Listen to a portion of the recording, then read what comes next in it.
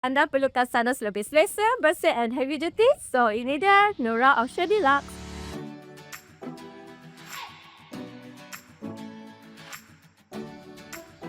Unit ni ready to use, sesuai untuk offshore, industrial site and kawasan kejelasan.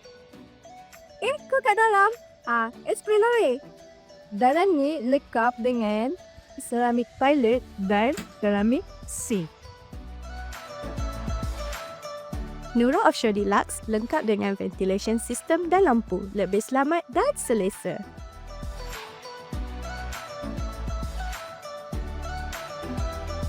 Bukan tu je, toilet ni lengkap dengan water tank dan holding tank yang besar untuk pengguna yang ramai.